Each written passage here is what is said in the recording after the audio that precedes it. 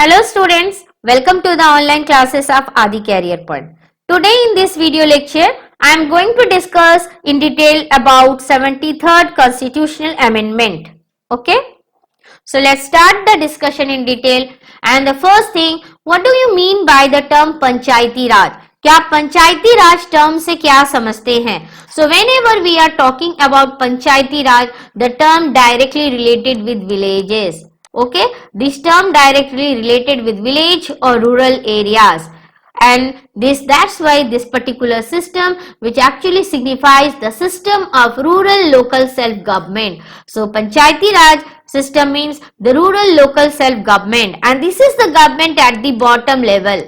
ये एक ऐसी गवर्नमेंट है जो एकदम बॉटम लेवल पर है, ठीक है. And now the next point, what is the aim of Panchayati Raj? Panchayati Raj scheme का एम क्या है? So the aim is to bring the development to grass root level. Grass root level तक development करना, यानी top to bottom, apex level से लेकर हमें कहां तक डेवलपमेंट करना. एपेक्स का मतलब एकदम टॉप लेवल, दैट इज आपके हायर इंस्टीट्यूशन से लेकर के एक लोकल इंस्टीट्यूशंस, एक लोकल प्लेस का भी डेवलपमेंट हमें करना. केवल बड़े बड़े सिटीज का डेवलपमेंट होने से हमारा देश आगे नहीं बढ़ेगा, बल्कि हमें लोकल लेवल में भी डेवलपमेंट चाहिए. And it will be possible only through with this scheme of Panchayati Raj. और ये कैसे पॉसिबल हो सकता है student? Only with the Panchayati Raj institutions. So that's why this particular system was launch. Now, which state firstly launched the scheme of Panchayati Raj? कौन से state ने सबसे पहले पंचायती राज स्कीम को लॉन्च किया? So the first state which launched the Panchayati Raj scheme was Rajasthan. और राजस्थान की इस स्कीम को इनॉग्रेट किसने किया? It was inaugurated by the Prime Minister Nehru on 2nd October 1959. ठीक है, प्राइम मिनिस्टर नेहरू ने 2 अक्टूबर 1959 में इस पर्टिकुलर स्कीम को नागौर डिस्ट्रिक्ट, राजस्थान के नागौर डिस्ट्रिक्ट में इसे लॉन्च किया था. नाउ यहां से एक क्वेश्चन और भी पूछा जा सकता है कि वाई 2 अक्टूबर? तो 2 October is the birth anniversary of Mahatma Gandhi जी.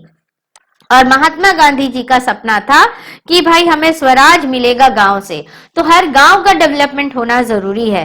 तो इसलिए इस स्कीम को जो है 2 अक्टूबर में ही लॉन्च किया गया इन 1959. And just after Rajasthan in the same year Andhra Pradesh also launch the scheme of Panchayati Raj. But till this time it has not any constitutional recognition. तब तक कोई constitutional recognition पंचायती राज इंस्टीट्यूशंस को नहीं मिली थी. जो स्टेट जब चाहते थे तब वो इसे इंट्रोड्यूस करते थे.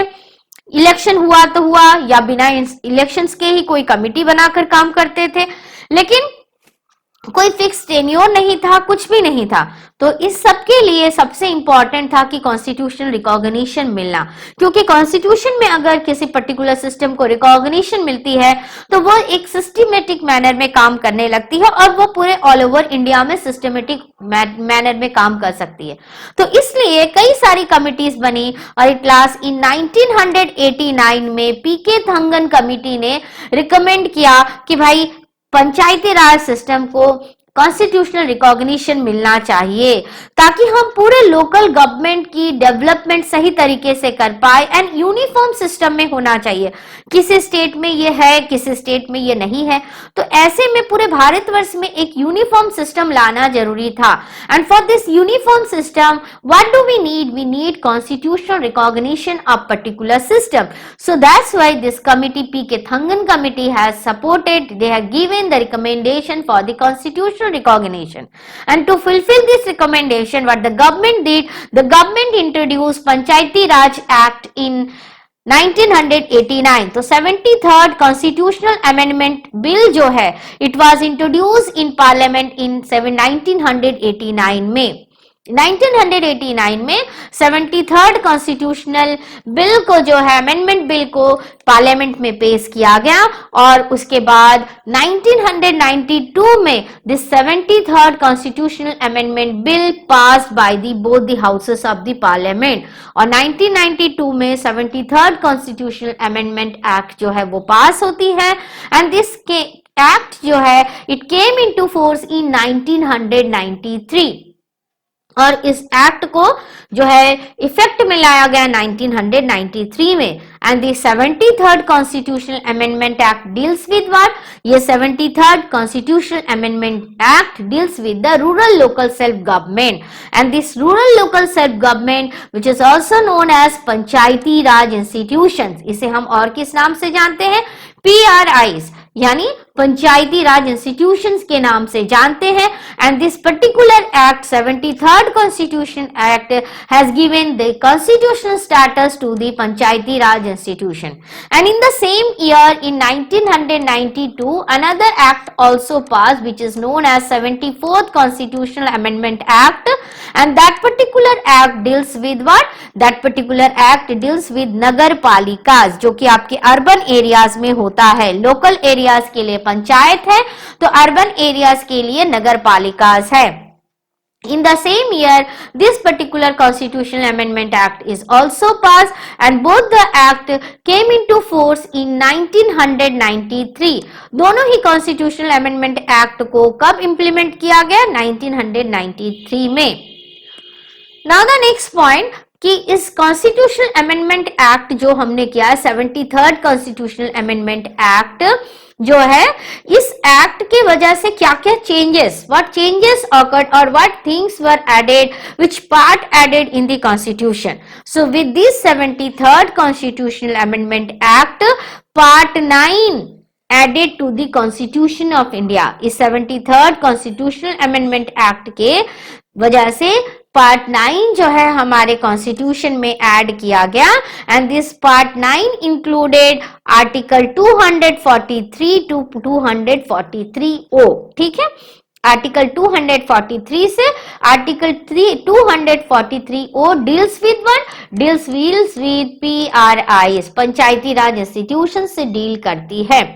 And another important change that this act also included 11th schedule। इस एक्ट ने और कौन सा शेड्यूल को इसमें इंट्रोड्यूस किया, 11th शेड्यूल्स को इंट्रोड्यूस किया पंचायती राज इंस्टीट्यूशन के लिए। And this 11th schedule is the new schedule added to the constitution through the 73rd constitutional amendment act, ठीक है। 73rd कॉन्स्टिट्यूशनल अमेंडमेंट एक्ट के थ्रू कौन सा शेड्यूल, which schedule added to the Indian constitution, it is 11th schedule. Which part is added to the constitution, part 9 added to the Indian constitution, and which articles, that is article 243 to article 243O। Now the next point, that Panchayati Raj institution is the part of which list, ठीक है। तो जब भी हम division of power पढ़ते हैं, there is a we have a federal system and here we have a division of power, and this division of power means the distribution of power to the state government to the central government. So there are three different lists, that is union list, state list and concurrent list, okay।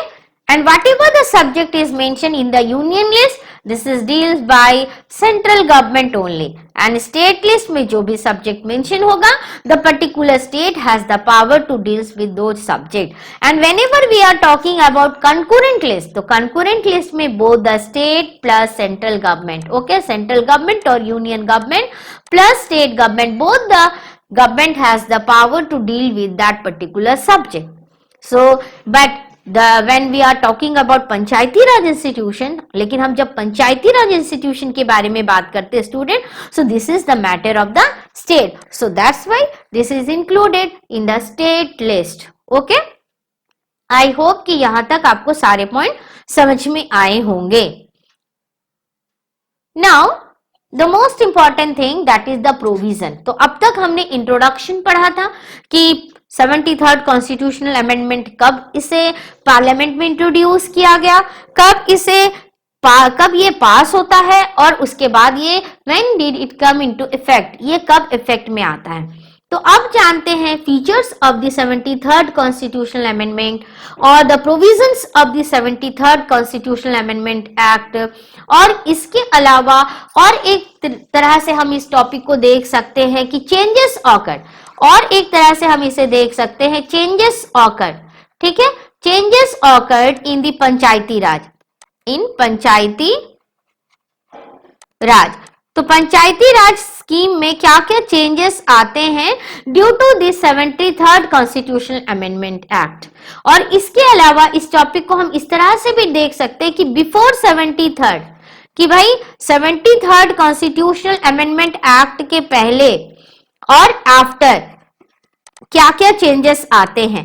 ठीक है, before का मतलब पहले and 73rd constitutional after का मतलब क्या है, बाद में, कि इसके पहले कैसा सिस्टम था। तो जब 73rd कॉन्स्टिट्यूशन अमेंडमेंट एक्ट पास हो गया, उसे इंट्रोड्यूस किया गया, तो उसमें कई सारे चेंजेस आए। So many different features were added to the Panchayati Raj institution and now there is a uniform system. अब इसके बाद पूरा एक यूनिफॉर्म सिस्टम आ गया ऑल ओवर इंडिया में। अब ऐसा नहीं है कि राजस्थान ने इंप्लीमेंट किया या फिर गुजरात ने नहीं किया या बिहार ने नहीं किया या यूपी ने नहीं किया, ऐसा नहीं है। अब हर स्टेट को इसे मानना पड़ेगा, because now Panchayati Raj institution has constitutional recognition and that's why the provisions which are added in the constitution through this constitutional amendment this becomes very important because this made rapid changes. बहुत सारे changes इसमें आ गए और Panchayati Raj institution की energy इससे boost up हो जाती है। Okay, so the provisions added through 73rd Constitutional Amendment Act, that is 3-tier structure, elections, reservations, transfer of subject, state election commissioners and state finance commissioners. Okay, तो आइए इन सारे provisions और इन सारे features को हम डिटेल में डिस्कस करते हैं। Now the first one is about 3-tier structure. In this 3-tier structure there is a 3 layer. Okay, this is the bottom one. और सबसे नीचे कौन सा है, gram panchayat, and this is the apex one. Apex level में क्या है, जिला पंचायत और Zila Parishad, and this is the intermediate level, और ये आपका हो गया intermediate level. And this intermediate level is known as Mandal, block और तालुका। इसे हम कई सारे नामों से जानते हैं, मंडल भी कह सकते हैं किसी स्टेट में, ब्लॉक भी कहा जाता है और तालुका भी कहा जाता है। Okay, and under this gram panchayat what is mandatory, that is gram sabha.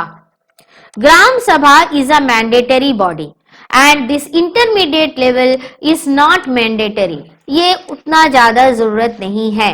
Why not mandatory? भाई हमारे कंट्री में कई सारे state they are very small in size and that's why so little population is there. तो ऐसे state में जहां पर पॉपुलेशन बहुत कम है, छोटा सा स्टेट है, तो वहां पर इंटरमीडिएट जो है आपको ब्लॉक की जरूरत, मंडल की जरूरत या तालुका की जरूरत नहीं पड़ती है। लेकिन अगर एक ऐसे स्टेट जो इन टर्म्स ऑफ पॉपुलेशन बहुत ज्यादा है, जहां हर गांव में बहुत ज्यादा पॉपुलेशन है, बड़े बड़े गांव हैं, तो ऐसे जगहों पे ये मंडल, ब्लॉक और तालुका इनकी जरूरत पड़ती ही है, इनके बिना काम नहीं चलेगा। ठीक है, so this is the 3-tier structure. आइए इसे डिटेल में पढ़ते हैं। Now what is the most important feature? Just now I said to you all that all states have a uniform 3-tier panchayati raj structure now, and at the base gram panchayat and gram panchayat. Now the next question comes, what is gram panchayat? कि भाई ग्राम पंचायत क्या है? Next question कि ग्राम पंचायत क्या है? तो gram panchayat actually it covers a village और group of villages. Gram panchayat अगर विलेज बहुत बड़ा है तो ये एक विलेज को कवर करती है, और विलेजेस अगर छोटे छोटे हैं तो more than 1 villages covered under a gram panchayat. Okay, intermediary level I also said that it is referred to as block or taluka, and these bodies are also called mandals और तालुका पंचायत, इसे हम मंडल पंचायत या तालुका पंचायत भी कहते हैं। and this particular level, this intermediary level body need not to be constituted in a smaller state, and at the apex that is jila panchayat. Okay, and the most important which is mandatory, that is gram sabha. Now question comes, what is gram sabha? तो भाई ग्राम सभा क्या है ये भी हमें जानना जरूरी है। तो ग्राम सभा is actually it is a body which is consisting of persons, ऐसे लोगों से बनी होती है, those who are registered, जिनका रजिस्टर्ड है, किस में रजिस्टर्ड है, इलेक्टोरल रोल में, of a village comprised with the area of panchayat at the village level, and it is a village assembly. ग्राम सभा को हम क्या कह सकते हैं और विलेज असेंबली भी कह सकते हैं। एंड ये एंसेंट सिस्टम को ही फॉलो किया गया है। हमारे एंसेंट सिस्टम में भी हमने सभा और असेंबली के बारे में पढ़ा हुआ है हिस्ट्री में, ठीक है। तब से हमारे देश में सभा लगती है, लोग वहां बैठते हैं, अपने रेगुलर प्रॉब्लम्स को डिस्कस करते हैं ताकि हम लोगों के पार्टिसिपेशन को एक्टिवेट कर पाए और लोगों के प्रॉब्लम्स को समझे। और ये गांव में ग्राम सभा के थ्रू डायरेक्ट डेमोक्रेसी को फॉलो की जाती है, okay. And but the most important thing is कि ये जो पंचायती राज इंस्टीट्यूशंस के जो role and functions are decided by state legislation, okay. Now the next one is about elections. So about election, the most important thing is that all the level has direct election. Okay, directly elected people, the representatives are directly elected by the people and the tenure is 5 years. ठीक है, 5 सालों का tenure होता है. Now questions comes, what happens if that particular panchayat dissolve before completion of the 5 years? अगर 5 साल complete किए बिना अगर ग्राम पंचायत समिति पंचायत जो है वो डिसॉल्व हो जाती है किसी स्टेट में, then what happens? Then it is mandatory now and it has constitutional recognition also that fresh election must be held within 6 months of such dissolution. अगर 6 महीने के अंदर वहां पर इलेक्शन होना ही है, ठीक है। एंड अनदर इंपॉर्टेंट पॉइंट हम बात करते हैं that is about the chairperson of the panchayat at intermediate and district level. Then they are actually indirectly elected by whom? By actually those members those who were directly elected by the people. ठीक है, जो directly elected जो representatives होते हैं उनके through उनमें से chairperson को अपॉइंट किया जाता है, इलेक्ट किया जाता है और ये इनडायरेक्ट होता है, okay. Now about the reservation. Now reservations for, there is a reservation for women, for SCs and STs, okay, and 1/3 of the position in all panchayat institutions are reserved for whom? 1/3 position in all panchayat is reserved for women, and this reservation for scheduled caste and scheduled tribes are also provided. यानी कि scheduled caste और schedule tribes के लिए भी reservation है, plus women के लिए भी कितना सीट रिजर्व है? 1/3 सीट जो है वुमेन के लिए रिजर्व है। और ये रिजर्वेशन जितने 3 लेवल्स मैंने बताए इन तीनों ही लेवल पे है। और वुमेन का रिजर्वेशन जो है वो एससीज और एसटी वुमेन्स के लिए भी है, ठीक है। और अगर मान लीजिए किसी स्टेट में ओबीसीज की जो है पॉपुलेशन ज्यादा है तो उस स्टेट में ओबीसीज को भी रिजर्वेशन मिलता है। And reservations apply also to the positions of chairperson और अध्यक्षास at all the 3 level. Further this reservation of 1/3 of the seats of women is not merely in general category. मैंने अभी आपको बताया कि ये केवल वुमेन्स का 1/3 reservation is not only for general category. ये केवल जनरल कैटेगरी के लिए नहीं होती है, ये हर एक के लिए है, दैट इज एससीज के लिए भी है एंड एसटीज के लिए भी है। लेकिन एक इंपॉर्टेंट पॉइंट जहां पर ये रिजर्वेशन एप्लीकेबल नहीं होता है, कौन सा रिजर्वेशन? एससीज का रिजर्वेशन। कौन सा ऐसा स्टेट है जहां पर एससी के लिए कोई रिजर्वेशन नहीं है? So that state is Arunachal Pradesh, my dear students, okay. Arunachal Pradesh is the only state where reservation of seats for STs is not applicable. Now question arise, why? क्यों ऐसा? Because the state is fully inhabited by the tribal people. क्योंकि state fully वहां पर tribal people जो कि वहां की indigenous population है उनसे inhabited होती है and there are no scheduled caste population. Okay, so that's why in the state of Arunachal Pradesh no reservation for SCs. Okay, no reservation for SCs because this state is totally inhabited by whom? By the tribal people. Now about state election commissioners. तो elections तो हमने पढ़ा कि elections कैसे हैं? Direct election है, okay, direct election है और टेन्योर कितना है? 5 years का टेन्योर है। लेकिन अब इन इलेक्शंस को कंडक्ट कौन करेगा? Who will conduct this election?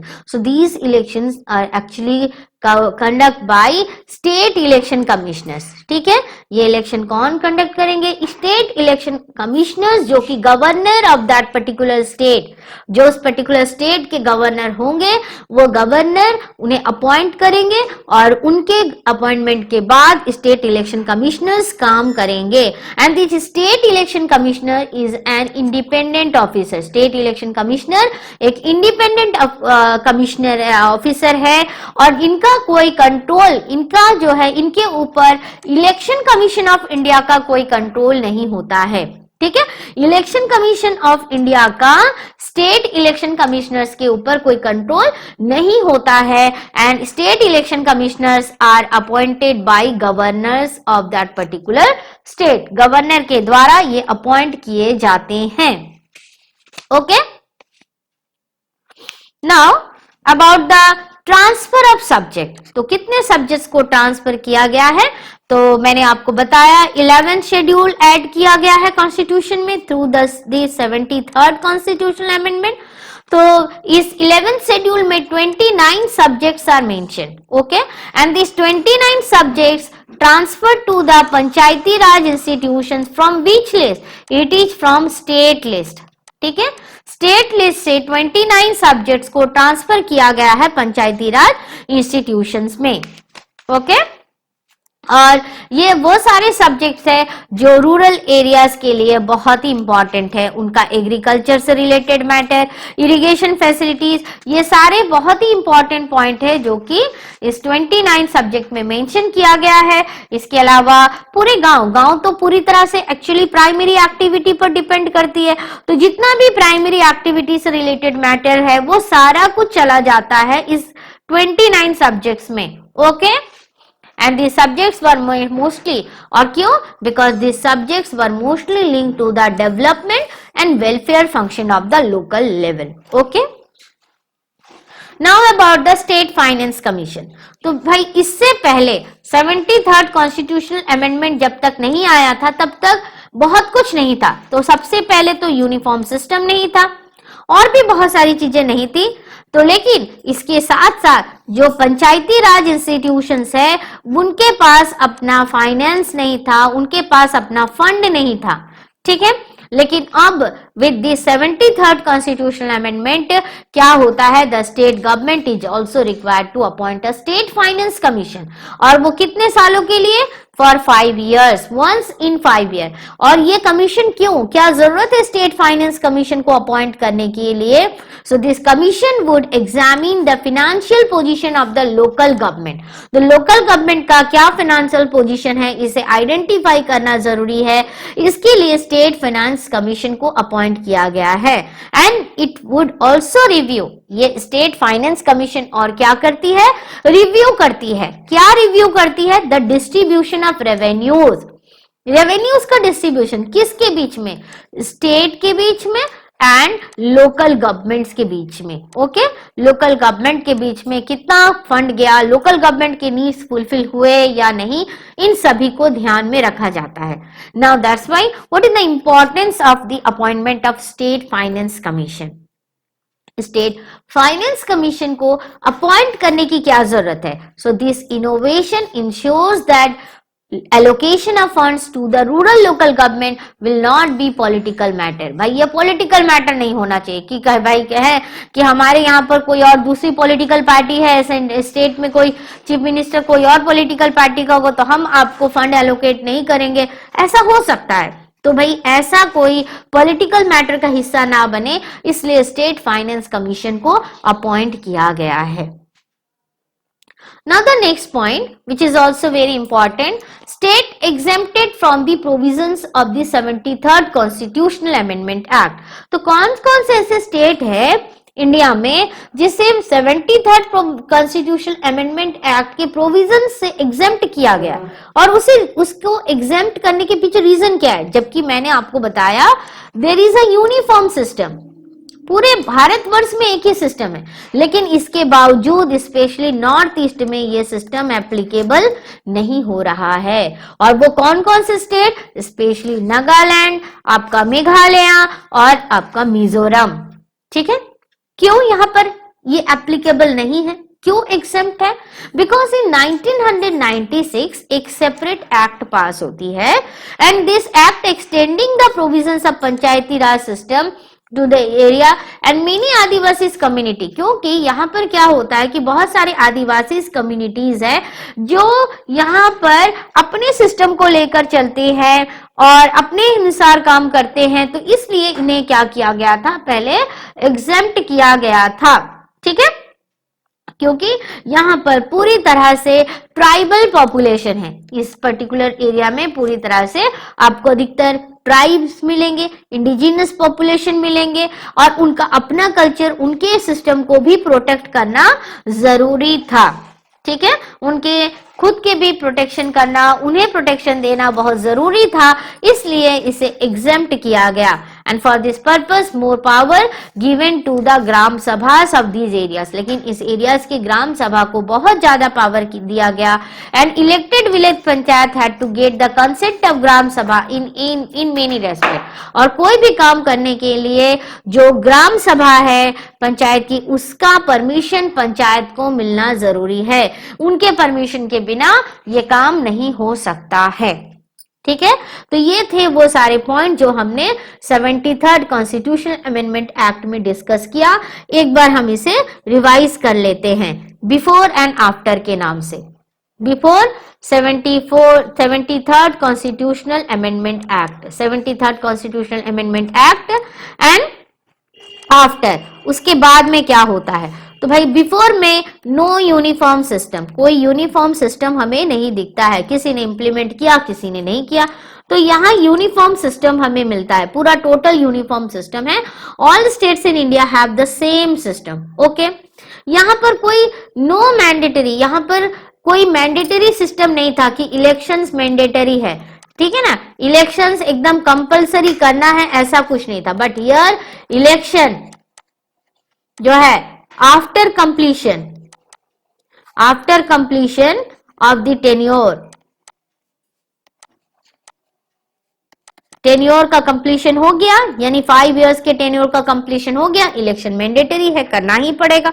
और अगर मान लीजिए कंप्लीट नहीं हुआ और उसके बाद में क्या होता है कि बीच में ही पंचायत डिसॉल्व हो जाता है, तो विद इन 6 मंथ में इलेक्शन करना पड़ेगा। यहाँ हमें नो स्टेट इलेक्शन कमिश्नर्स, कोई स्टेट इलेक्शन कमिश्नर्स है नहीं।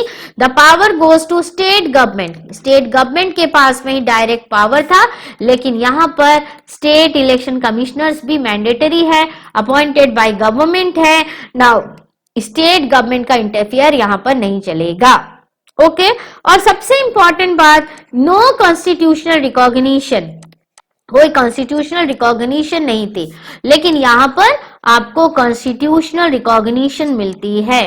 ठीक है, कॉन्स्टिट्यूशन का पूरा परमिशन है, कॉन्स्टिट्यूशन में सब कुछ ऐड कर दिया गया है और state government is not above than the constitution of India. कोई भी state government constitution of India से ऊपर नहीं है, उन्हें इनके रूल्स एंड रेगुलेशंस को मानने ही पड़ेंगे। कॉन्स्टिट्यूशन में जो भी लिखा है उसे मानना ही पड़ेगा और इसलिए अब ये सिस्टम पंचायती राज इंस्टीट्यूशन पहले से ज्यादा पावरफुल है।